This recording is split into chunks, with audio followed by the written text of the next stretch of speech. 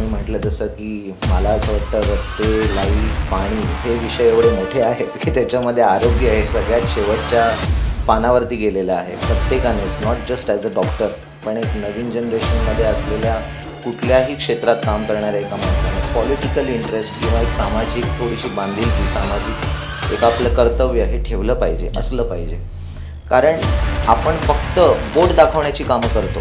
आपण म्हणतो ह्यांनी केलं नाही, पण मग ते चेंज आणण्यासाठी कोणीतरी पुढे आलं पाहिजे. नमस्कार, डू ओरिजिनलमध्ये तुमचं स्वागत आहे. खरं तर खूप मोठ्या विश्रांतीनंतर भेटतोय.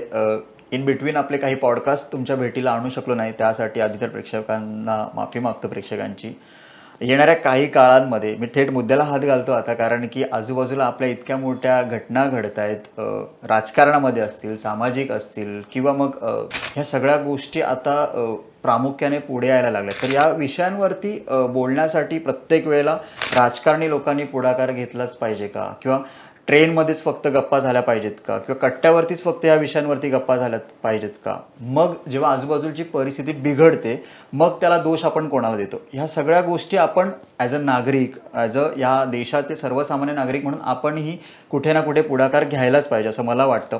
सो येणाऱ्या काळामध्ये आता महानगरपालिका निवडणुका येतात, नगर परिषद असेल, या सगळ्या निवडणुका येतात.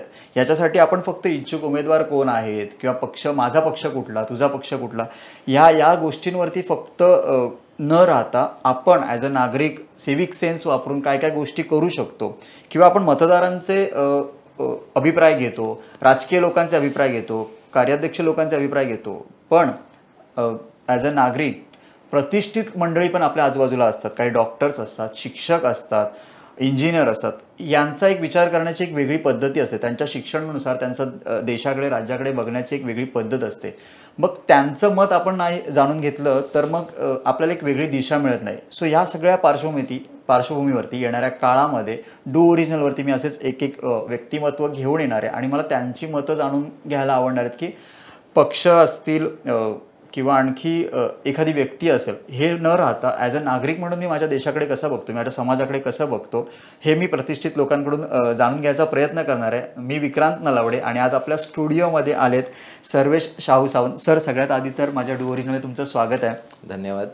सर प्रोफेशनली डॉक्टर आहेत हे सांगायला मला प्रामुख्याने आवडेल, कारण की त्यांची जी पुढची मतं असणार आहेत ही मी सर संमिश्र ठेवलेत. म्हणजे तुमची ओळख, तुम्हाला जरी राजकीय वारसा जरी असला, मात्र तुमचं जर पेशाने तुम्ही जे काम करताय, डॉक्टर म्हणून काम करताय, रुग्णांची सेवा करताय, तुमचं डोंबिवलीमध्ये हॉस्पिटल आहे. आत्ताच सर एक सर्जरी करून पण आपल्या इथे आलेत पॉडकास्ट करायला वेळात वेळ काढून. पण मला ह्या सगळ्याकडे आत्ता जे राजकीय बदल घडत आहेत आपल्या, म्हणजे फक्त डोंबिवलीपुरते मर्यादित नाही, राज्य लेवलला असेल, देश लेवलला असेल, हे जे काही बदल घडतात याच्याकडे ॲज अ डॉक्टर, आणि सरांचं मी फेसबुक वगैरे चेक केलं तर सरांना बऱ्यापैकी राजकीय पार्श्वभूमी आहे, किंवा सरांचे मित्रपरिवार बऱ्यापैकी राजकीय आहे. सो या सगळ्यांकडनं मला असं वाटतं की संमिश्र उत्तरं आम्हाला मिळणार आहेत, किंवा तुम्ही एक वेगळ्या नोटवरती कसं बघता ह्या सगळ्या गोष्टींकडे. सो माझा पहिला प्रश्न असा असणार आहे सर, की डॉक्टर म्हणून समाजाकडे बघताना आत्ताच्या कंडिशनला काय काय बदल तुम्हाला अपेक्षित आहेत? कसं आहे विक्रांत, मेन पॉईंट इज की आता जसं आपण आता ॲडव्हान्स एजकडे जात चाललो आहे, आपली लाईफस्टाईल एक ओव्हरऑल आपलं आता रोजची दैनंदिनी जी अशी झालेली आहे, सगळे बिझी आहेत, प्रत्येकावर वर्कलोड आहे, एक स्ट्रेसफुल वातावरणात आपण आज जगत असतो. सगळ्यात महत्त्वाचा हेल्थवाईज हा सगळ्यात महत्त्वाचा मुद्दा आहे की आपल्याला डिस्ट्रेस करणं, स्वतःला जेवढं होऊ शकेल तेवढं आपण स्वतःला ह्या सगळ्या पिअर प्रेशरमधनं बाहेर ठेवणं हे खूप महत्त्वाचं वाटतं मला. त्याचबरोबर येस, लाईफस्टाईल थोड्याशा सुधारल्या पाहिजेत, त्याच्याचबरोबर थोडंसं आपलं खाण्यापिण्याकडे, व्यायामाकडे एक बेसिक लक्ष पाहिजे. हे असं एक आउटलुक आहे. नवीन जनरेशनमध्ये एक पॉझिटिव्ह चेंज मला बघायला मिळालेला आहे की आम्ही आता एक्झॅक्टली आम्ही मिलेनियल्स पण नाही आहोत आणि जन अल्फा पण नाही आहोत. आम्ही मध्ये असल्यामुळे आपल्याला हे बघू शकतो आपण की आता नवीन जनरेशन एक बऱ्यापैकी हेल्थकडे लक्ष देणारी पण आहे, कॉन्शियस झालेले आहेत. चालणं फिरणं, रोजची एक्सरसाइज करणं हे त्यांचं हे आहे. पण येस, सगळ्या ह्याच्यामध्ये एक अजून एक महत्त्वाचा मुद्दा आहे की एक सोशल डिटॉक्स असणं खूप गरजेचं आहे. सगळेच जवळजवळ स्क्रीन आणि ह्याच्या आहारी गेलेले आहेत, तर त्या गोष्टीसाठी थोडासा बदल हा अपेक्षित आहे. बऱ्याचदा असं म्हटलं जातं की डॉक्टरची आठवण लोकांना फक्त ते आजारी पडल्यानंतर वगैरे अशी येते. पण मला काल तुमच्याबद्दल थोडं स्टडी करताना असं जाणं की जेव्हा हे सगळं सार्वजनिक लेवलला, किंवा जेव्हा जेव्हा बजेट ठरवताना काही गोष्टी ठरवल्या जातात, तसं सार्वजनिक आरोग्य नीती जेव्हा ठरवल्या जातात तेव्हा डॉक्टरांचा आवाज किती ऐकला जातो असं तुम्हाला वाटतं? ॲक्च्युली स्पीकिंग बिलकुलच नाही. कसं आहे की एकदम राईटली, एकदम खूपच उत्तम पॉईंट पकडलेला आहे. जेव्हा पण आपण कुठल्याही म्हणजे महानगरपालिका असो, ग्रामपंचायत असो किंवा एक मोठ्या स्टेट लेवलला किंवा आज नॅशनल लेवलला जेव्हा हेल्थकडे आपण बघतो, त्यावेळेला जे हेल्थ इंडस्ट्रीमध्ये किंवा हेल्थ सर्व्हिसेसमध्ये काम करणारी लोक आहेत, त्यांच्याकडचा किंवा त्यांचा एक इनपुट घेणं किंवा त्यांचा अनुभव विचारणं हे खूप महत्त्वाचं आहे. आज आपला जो इन्फ्रास्ट्रक्चर, मेडिकल इन्फ्रास्ट्रक्चर जो आहे तो तेवढा स्ट्रॉंग नाही आहे. व्हेरी फ्रँकली आज western countries almost 90% of the health services are provided by government. आज मला असं वाटतं की आपल्याकडे 10 to 20% पण गव्हर्नमेंटकडनं सर्व्हिसेस प्रोव्हाइड नाही होत असण्याचं मेन कारण हे की डेफिनेटली पॉप्युलेशन हे खूपच आपलं मोठं आहे. पण त्याच्यामध्ये समजा गव्हर्नमेंटने काही सुधारणा केल्या, काही स्कीम्स आणि काही गोष्टी समजा एक प्रायव्हेट सेक्टर बरोबर एकत्रित येऊन केल्या तर खूपच बेनिफिट होऊ शकतो. एक सामान्य माणसाला खूप त्याचा फायदा होऊ शकतो. माझा पुढचा प्रश्न त्या संदर्भातच होता की आरोग्य सेवा जे खाजगीकरण बऱ्याच ठिकाणी चालू आहे, त्याचे काय फायदे असू शकतात, काय तोटे असू शकतात तुम्हाला वाटतं? हे बघ, डेफिनेटली आरोग्य सेवा खाजगीकरण हे कम्प्लिटली करणं तर फिजिबल नाहीच आहे. पण काही सेक्टर्समध्ये किंवा त्याच्या काही फॅक्टर्समध्ये त्याचं खाजगीकरण करणं हे खरंच बेनिफिशियल असू शकतं. कसं आहे, आता एक प्रायव्हेट हॉस्पिटल स्वतः मी माझं चालवतो किंवा ह्या क्षेत्रामध्ये आज 10-12 वर्ष मी काम करतो आहे. तर ह्याच्यामध्ये एक आपल्याला गोष्ट लक्षात येते की काही सर्व्हिसेस आहेत की ज्या प्रायव्हेटमध्ये ज्या अत्यंत महाग असतात, गव्हर्नमेंटमध्ये ऑलमोस्ट फ्री दिल्या जातात. पण असा पण क्लास आहे किंवा असे पण लोक आहेत ज्यांना एक बेसिक शुल्क भरून त्या गोष्टी परवडणाऱ्या असतात. तर त्या तशा प्रायव्हेट सेक्टरच्या थ्रू आपण प्रोव्हाइड करू शकतो. तर एक खूप मोठं पॉप्युलेशन, एक खूप मोठा समाज त्याने केटर होऊ शकतो आणि त्याचा डेफिनेटली फायदा होईल. मी कदाचित थोडं मागे येतो पॉईंटवरती, पण ना तो खूप महत्त्वाचा पॉईंट मला असं वाटतं की आता आजूबाजूला आपल्या निवडणुकांची रणधुमाळी सुरू झाली. सो ह्या दरम्यान आहे ना वचननामे, जाहीरनामे, काय आश्वासनं हे वगैरे सुरू होतं. सो एकंदरीत म्हणजे माझ्या कदाचित मला दिसलं नसेल, ते तुम्ही पाहिलं असेल तर मला सांगा, ह्या सगळे जे वचननामा वगैरे हे जे बनत होत ना, याच्यामध्ये कुठेच एकही लाईन आरोग्यविषयक, स्वच्छतेविषयक लिहिलेली नसते. त्याच्याबद्दल काय सांगाल तुम्ही? जसं मी म्हटलं तसं की मला असं वाटतं रस्ते, लाईट, पाणी हे विषय एवढे मोठे आहेत की त्याच्यामध्ये आरोग्य हे सगळ्यात शेवटच्या पानावरती गेलेलं आहे. पण येस, आता नवीन जनरेशन्स जे येत आहेत, नवीन विचाराचे जे पॉलिटिशियन्स किंवा नवीन विचारांचे जे समाजसेवक पुढे येत आहेत, त्यांनी डेफिनेटली आरोग्याकडे किंवा हेल्थकडे हे लक्ष दिलं पाहिजे. आणि त्यांच्या वचननाम्यांमध्ये म्हणजे मला असं वाटतं जनतेने त्यांच्याकडनं काही हमी भरून घेतल्या पाहिजे. हा म्हणजे हे लोक सगळेच लोक, आपण सगळेच येतो त्याच्यामध्ये की शिबिर वगैरे करतात, लोकांना सेवा पुरवतात, छान छान करतात, फ्रीमध्ये करतात त्यांनी, आणि बऱ्याच लोकांना याचा फायदा पण होतोच. पण ॲट द सेम टाइम जर आपण कोणाला आश्वासित करतोय कुठल्या गोष्टींसाठी, तर मला असं वाटतं की ते वचननामामध्ये पण या गोष्टी असल्या पाहिजेत. डेफिनेटली असलं पाहिजे. महामारी नुकतीच येऊन गेली. महामारीच्या दरम्यान बरेचसे व्हिडिओ पण आम्ही तुमचे पाहिले, त्यानंतर आले किंवा त्यानंतरही लोकांच्या शरीरावरती किंवा हाडांमध्ये वगैरे जे काय त्याचे व्हिडिओ मी पाहिले, बदल झाले. पण तुम्हाला असं वाटतं की महामारीनंतर आरोग्य व्यवस्थेत खूप मोठा बदल झाला आहे किंवा आणखीन व्हायला पाहिजे होता? कारण हा म्हणजे कदाचित 90s नंतरच्या ज्या आमची जनरेशन जी असेल त्यांच्यासाठीही पहिल्यांदाच आलेला हा जो बदल होता. सो याच्याकडे आपण किती काळजीने अजून बघितलं पाहिजे? नाही, आता जे महामारीबद्दल म्हणतोय किंवा आपण कोविड ह्या एपिडेमिकबद्दल जे बोलतोय, तर कोविडच्या वेळेला एक गोष्ट मी नक्कीच खूप आवर्जून सांगू इच्छितो की द वे आपल्या गव्हर्नमेंटने आणि आपल्या हेल्थ सिस्टमने एवढं मोठं पॉप्युलेशन हँडल केलं, इट इज कमेंडेबल. त्याच्यामध्ये काहीच प्रश्न नाही आहे. एवढ्या पॉप्युलेशनला आपल्याला सगळ्यांना जवळजवळ 80% ऑफ द लोकांना प्रॉपर मेडिकल सर्व्हिसेस मिळाले. काही लोकांचे 10% हाल झाले असतील, पण तेव्हा परिस्थिती पण अशी होती की सगळीकडे नवीन होतं आणि ते तेव्हा. येस, पण तरीही our government took care of it very nicely. That is one point I want to make.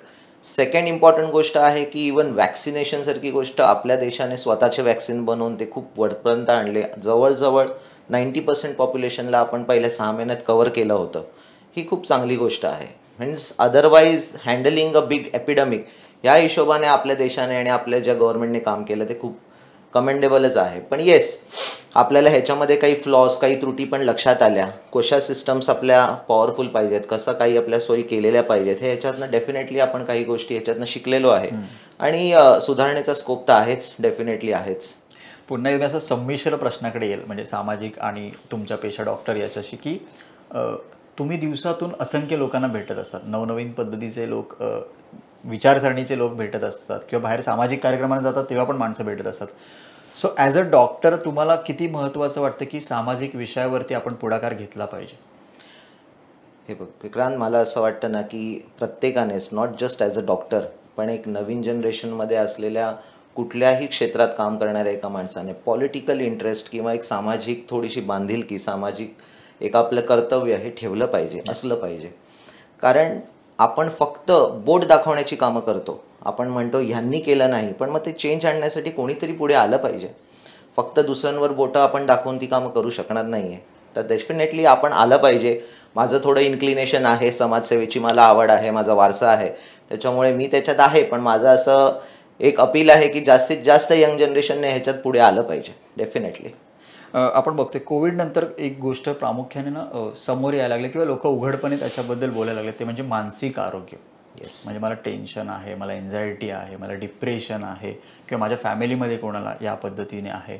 So हे समाजामध्ये ना याच्याबद्दल काही टॅबू आहेत, त्यांच्याकडे तुम्ही कसं बघता, की याचं म्हणजे समाज प्रबोधन होणं किती गरजेचं वाटतं तुम्हाला? ह्याच्यामध्ये ना अजून एनलाइटनमेंट आणि ह्याच्यामध्ये अजून लोकांना ह्याची पूर्णपणे माहिती देणं हे अजून खूपच महत्त्वाचं आहे. जसं आत्ता तुम्ही विषय सांगितला की येस, की मानसिक एक आरोग्य हे खूपच आता डिटोरिएट होत चाललं आहे. त्याचा एक खूप मोठा भाग हा आहे ना की एक्सपोजर टू द एन्व्हायरमेंट हे कमी होत चाललं आहे. जी मुलं, म्हणजे आपल्या लहानपणी, मला माझ्या स्वतःचं लहानपण आठवते की आम्हाला अक्षरशः आई मारत वर आणायची खेळत असताना. पण आता असं झालं आहे की 80% ऑफ द मुलं ही मोबाईल हेच त्यांचं आयुष्य झालं आहे, स्क्रीन हे त्यांचं आयुष्य झालं आहे, गेम्स हे त्यांचं आयुष्य झालं आहे. तर ह्या सगळ्या गोष्टी कुठे ना कुठे मेंटली हॅम्पर करतात. आपण खूपच अनफॉर्च्युनेटली खूपच वाईट गोष्ट आहे की आपण बऱ्याच लहान मुलांचे आजकाल आत्महत्याचे केसेस ऐकतो, स्ट्रेसमुळे असो किंवा अभ्यासाच्या लोडमुळे असो, आई बाबा ओरडले म्हणून असो. दिस इज म्हणजे हे खूपच काळजी करणारी गोष्ट आहे. येस, पण ह्याच्यामध्ये आपण थोडंसं एक सोशली थोडंसं ह्याचा अवेअरनेस वाढवला समजा, जे समाजातले जे प्रमुख घटक आहेत किंवा जे इन्फ्लुएन्शियल लोक आहेत, त्यांनी ह्या विषयाबद्दल जरा जास्त बोललं, जास्त इन्फॉर्मेशन दिली, तर मला वाटतं की हा सिनॅरिओ बदलू शकतो. प्लस अजून एक मला एकदम आवर्जून सांगायचं आहे की आपल्याला जनरल एक आपली टेंडन्सी असते किंवा एक आपला विचार असतो, कोणी मानसिक प्रॉब्लेम सांगितला की आपल्याकडे हे बोललं जातं, अरे तुला वेड्यांच्या डॉक्टरांकडे जायला लागतं, जज करतात, वेडा म्हणून बोलतात. It is not that. म्हणजे आता मी ओपनली फ्रिक्वेंटली सांगतो की माझ्या पेशंट्सना पण सांगतो की आमच्या डॉक्टर कम्युनिटीमध्ये अशी बरीच लोक आहेत जे सायकॅट्रिक प्रॉपर ट्रीटमेंट घेत असतात just for to handle stress and depression. Worked आहेत, ओव्हरलोडेड आहेत, या गोष्टींसाठी मदत लागते. ही मदत ओपनली घ्यावी, हे माझं डेफिनेटली ह्या बाबतीत मत आहे. त्याच्याबद्दलच पुढचं असं होतं सर, की ना मी जसं म्हटलं की राजकारण आता तुम्ही किती इन आहात त्याच्यामध्ये, त्याबद्दल मी माहिती घेतली नाही, कारण मला ना तुमचं एकंदरीत प्रोफाईल बघताना मला ह्या विषयांवरती तुमच्याशी जास्त चर्चा करावीशी वाटली. पण आता थोडंसं ज्या पार्श्वभूमीवरती मी तुमची मुलाखत घेतो किंवा पॉडकास्ट करतोय त्याच्यावरती थोडं येऊया. त्या म्हणजे आत्ता जे राजकारण राज्यात चालू आहे त्याच्याकडे तुम्ही कशा पद्धतीने बघताय? हा खूपच म्हणजे एकदम ट्रॅक चेंज झालाय पूर्ण आपला, म्हणजे वेस्टर्न वरून डायरेक्ट काही हे नाही आहे. ठीक आहे, कारण आपल्याला त्या ह्याच्यात आपण क्षेत्रात काम करतो म्हणून ठीक आहे. So that is not a problem. राज्यातलं राजकारण हे काय ओव्हरऑल वाईट नाही आहे, ठीक आहे. एक नॅशनल लेवलला भारतीय जनता पार्टीसारखा पक्ष एक चांगलं काम करतोय, मोदीजी हे खूप चांगलं काम करतायत, आणि त्याच पार्श्वभूमीवर महाराष्ट्रामध्ये देवेंद्र फडणवीस साहेब पण खूप चांगलं काम करतायत. त्याच्यामुळे आपण आता गेल्या काही वर्षांमध्ये बघितलं आहे की ॲटलिस्ट इन लास्ट 15 इयर्स जे इन्फ्रास्ट्रक्चर डेव्हलपमेंट, रोड डेव्हलपमेंट, या सगळ्या गोष्टी आहेत ह्या खूप मोठ्या प्रमाणात झाल्या आहेत. इवन जे आपण सगळे आपलं हिंदू राष्ट्र म्हणून आपण म्हणतो, तर हिंदू राष्ट्रामध्ये आपले असलेली देवस्थानं ह्यांचं जे डेव्हलपमेंट झालं आहे हे एवढ्या वर्षात पहिल्यांदा झालं आहे.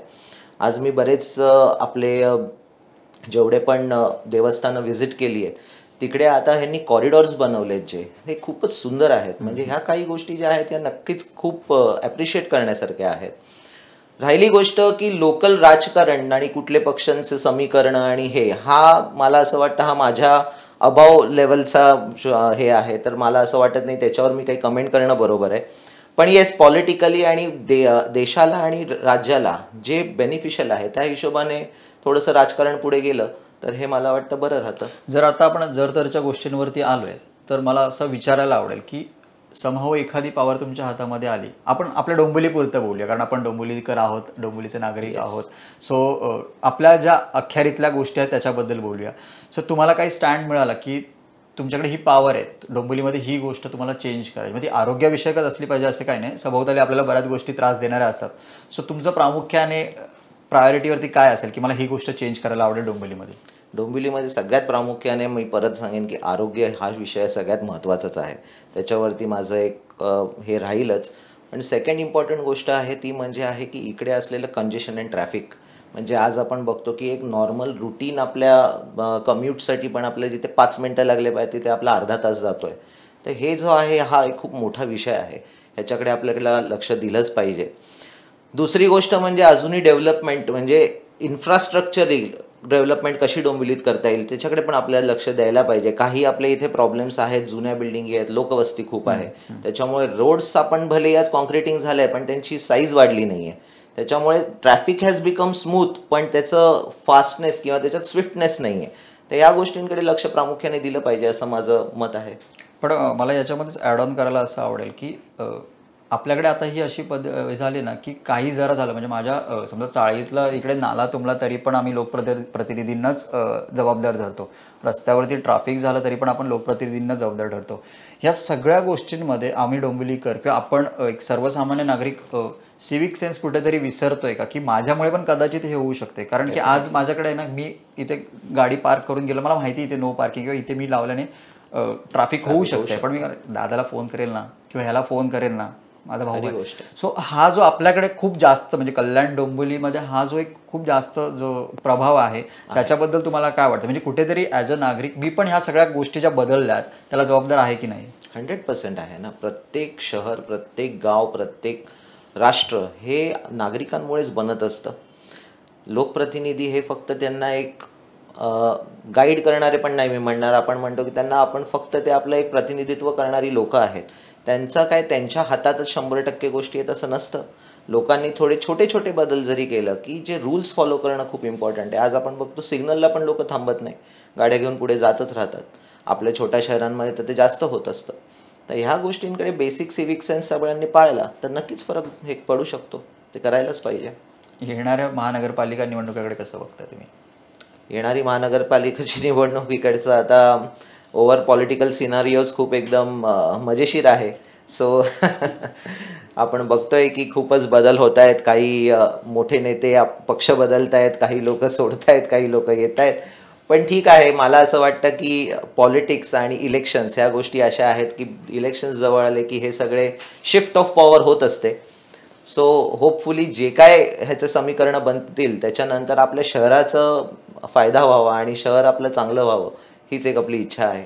माझा मगाशी एक प्रश्न माझ्याकडून मिस झाला पण मला तो खरं तर विचारायला आवडेल की जसं मी म्हटलं इंट्रोडक्शनमध्ये की तुमचा राजकीय वारसा आहे, तरी पण तुम्ही एक स्वतःचं एक अस्तित्व निर्माण केलं वैद्यकीय क्षेत्रामध्ये, तुम्ही एक चांगल्या नोटवरती आहात आणि ॲट द सेम टाईम समाजकारण करताय. पण मग हे सगळं असं कसं घडून आलं? म्हणजे घरामध्ये पहिल्यापासून राजकारणाचे धडे सुरू असताना तुम्ही वैद्यकीय क्षेत्रात गेलात. बरं, फक्त गेलात नाही, कारण काही लोक फक्त डॉक्टर पण आहेत, ठीक आहे, पण तुम्ही त्याच्यामध्ये सतत कार्यरत आहात आणि प्लस तुम्ही इकडे पण आहात. मला जरा हा पूर्ण प्रवास ऐकायला आवडेल.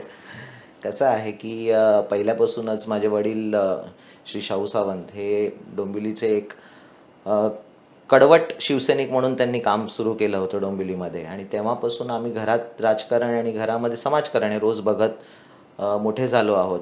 आणि माझ्या वडिलांचं खूप असं मी सांगू इच्छितो एक USP आहे की माणसावरती असलेलं प्रेम, पक्ष सोडून दुसऱ्यासाठी करण्याची वृत्ती हे मी त्यांच्याकडनं बघितलं आणि शिकलो आहे. गरिबाला खूप जास्त महत्त्व देणं, श्रीमंतांची कामं नंतर बघणं पण गरिबाला जास्त महत्त्व देणं हे मी त्यांच्याकडनं एक शिकून आम्ही मोठे झालो आहोत.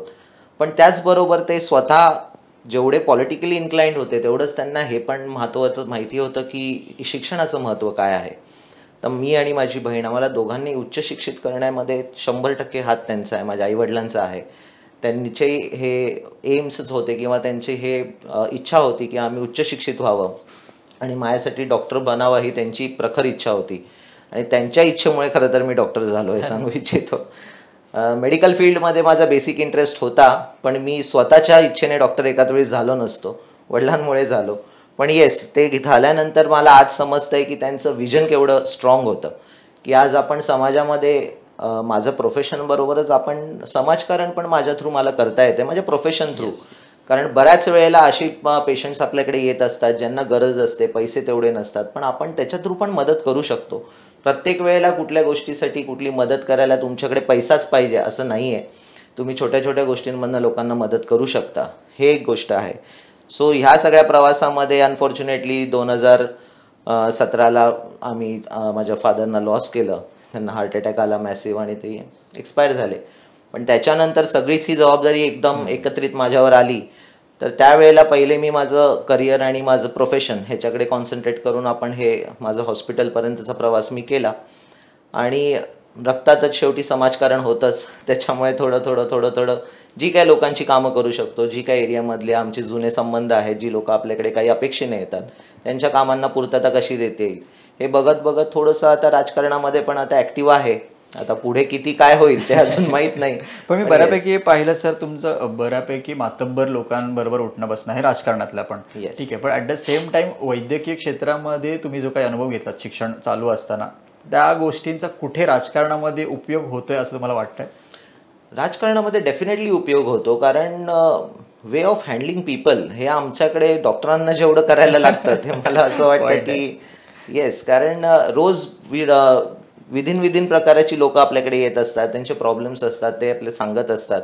भलेही वैद्यकीय असो, कधीतरी एक डॉक्टर पेशंट रिलेशनशिप असं होऊन जातं की पेशंट त्यांचं मेडिकल प्रॉब्लेम्सच्या बरोबर घरातले पण 4 प्रॉब्लेम आम्हाला सांगून जातं.